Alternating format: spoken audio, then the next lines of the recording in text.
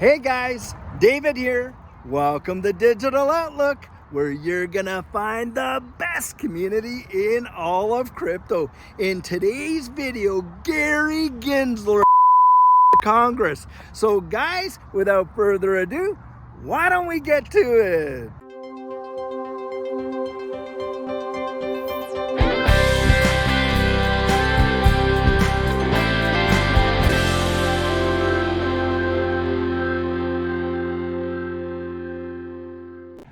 So guys, what we saw today coming out of Gary Gensler before the House Financial Services Committee is the absolute epitome of disingenuousness. I mean, here you had Gary Gensler that was teaching a distributed ledger technology course at MIT, fully understanding how distributed ledger technology works, understanding the various ecosystems, of course, like Bitcoin, like XRP. And how many times did he cite XRP as being a currency and a solution for the banking industry and all that when he was a professor at MIT?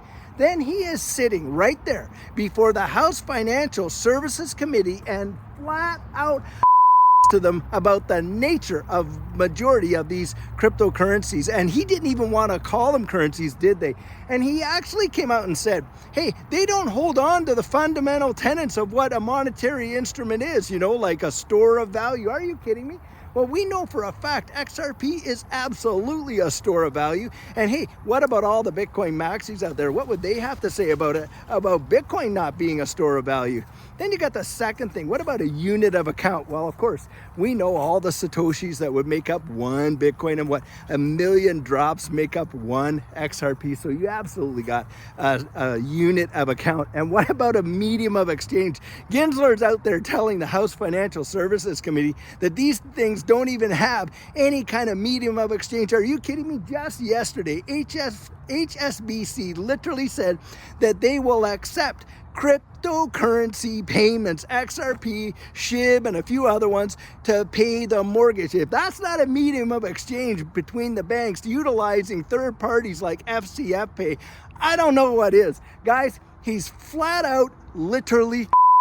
That's the only way I know how to call it. There's no way Gensler made a little ubu mistake there in what he was telling them, or, that's just his quote unquote opinion. It's absolute hogwash. The guy has flip-flopped like crazy. Now, I'm going to play a little clip just to show you here so you can see the differences of what he said before and what he's saying now. Just check this out. Crypto tokens are really quite something different, sir.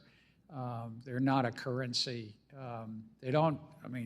This is going back into economic history, but they don't fulfill the three functions of a currency, of a store of value, a unit of account, a medium of exchange.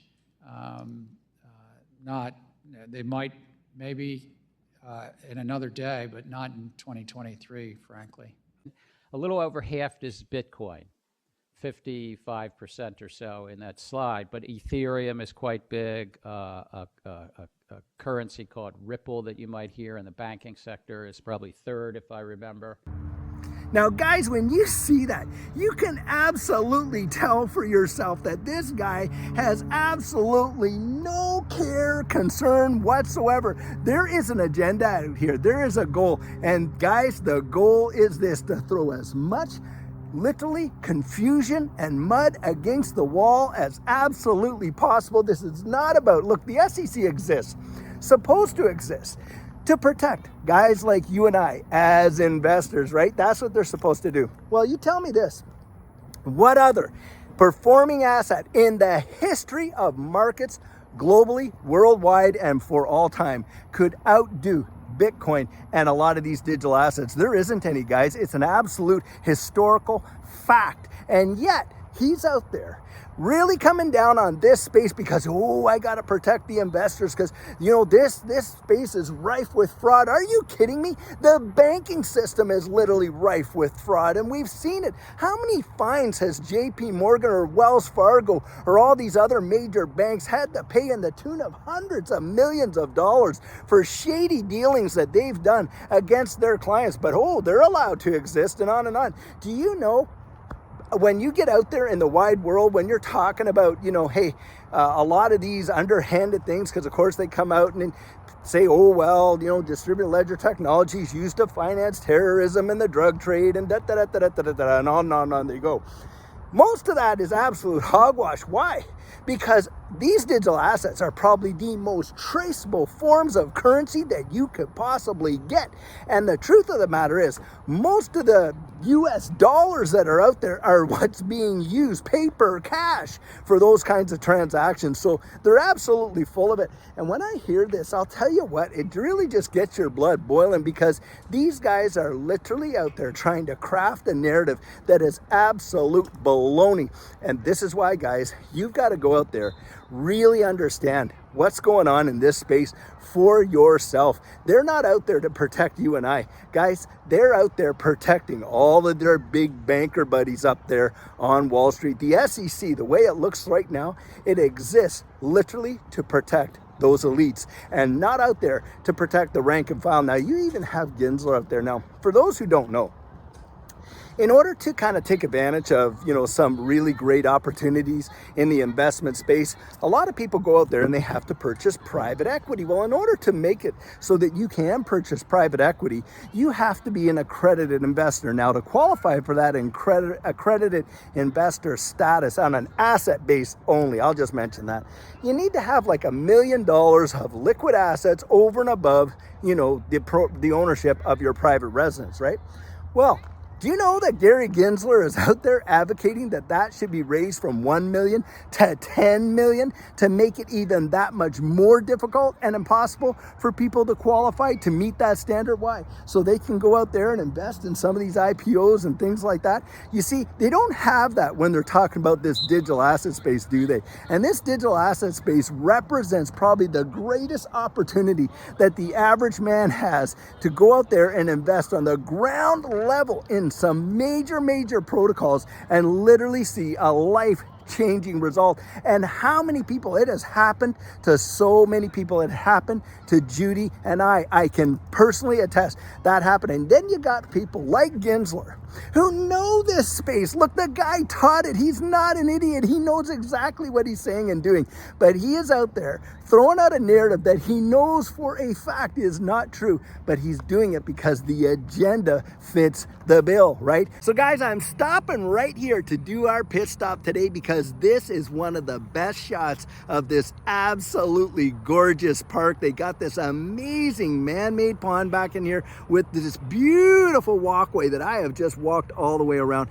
It is just truly gorgeous. And I'll tell you what, I absolutely love coming out here and doing these videos outdoors. Now, I don't always get to do it, but as much as I can do it, I really enjoy it. And I sure hope that you're getting out there into your community and just enjoying what nature has to show. Boy, I'll tell you what, it does wonders for the old bean, just getting out there to relax and enjoy the fresh air. And I sure hope you're enjoying these little pit stops. They don't want you and I out there, and they want to hold us back from doing it. Now, earlier today in my coffee chat, I brought out the fact that you got JP Morgan Chase, who is literally, look, like I said, up to their eyeballs in this distributed ledger technology space. And what did they go out and do? Well, now they're saying, oh, well, we're not going to support any kind of, you know, payments for your protection because, guys, you just are not as sophisticated as the rest of us are. And we really just don't want you to get hurt by all the frauds and this and that. Ask yourself this, go and research this. How many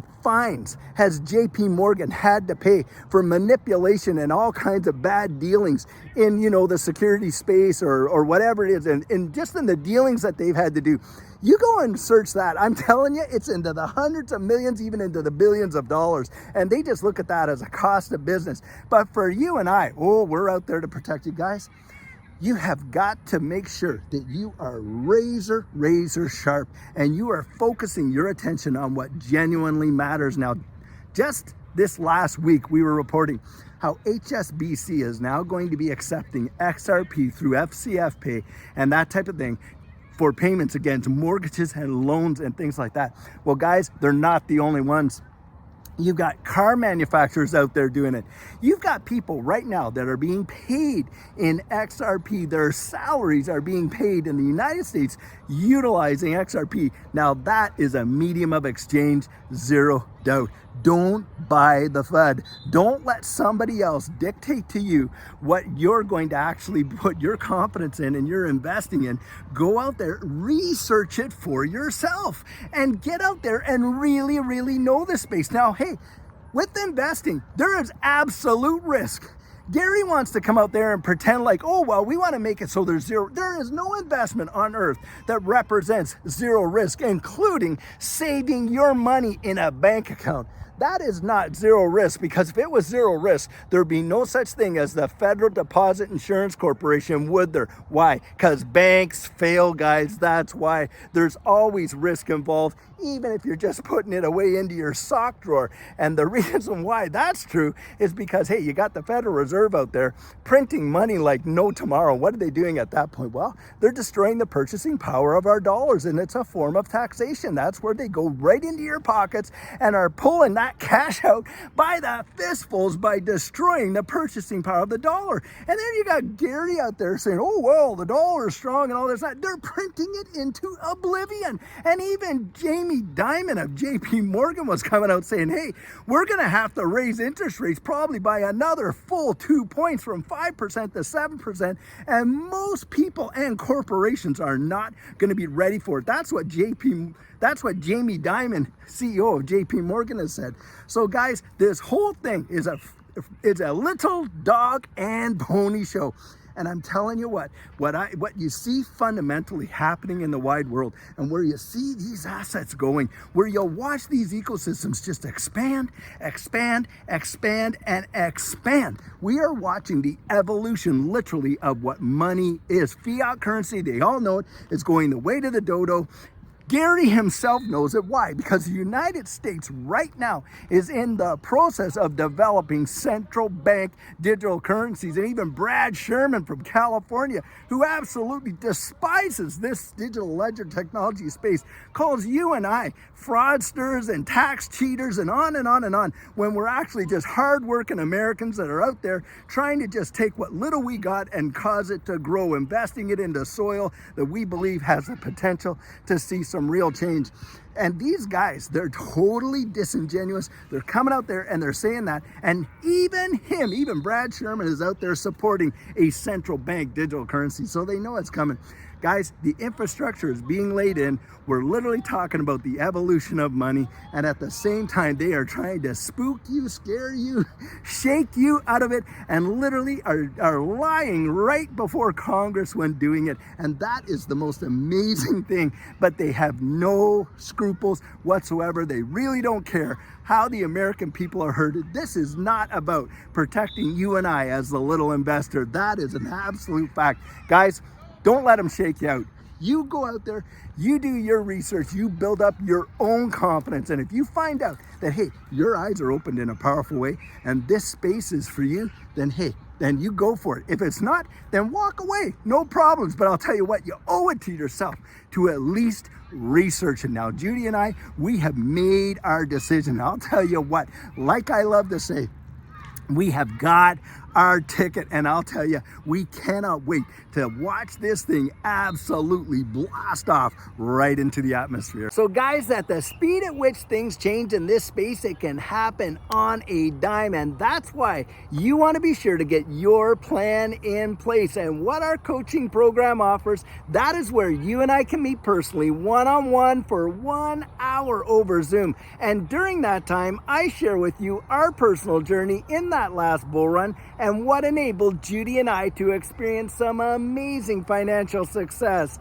I share with you the mistakes we made so that you don't have to fall into the same pitfalls we did. We take a look at your portfolio and make sure that it's balanced toward your goals, and we work together to develop your exit strategy. We can even get your assets off an exchange and and onto a hardware wallet, along with delivering to you some amazing techniques that are really going to help you in this space. Now, the cost of that is $250, and if that's something that interests you, you write me right there at coaching@thedigitaloutlook.com, and we'll get you all booked in. So guys, this is the video I have for you today, and as always, I truly hope that you enjoyed it. Now, many of you know I'm not a financial advisor, and this isn't financial advice, but if you found value in it, if you'd hit that like and subscribe, I'd appreciate it. And hey, don't forget to put your comments right down there in the comments section and hit that notification bell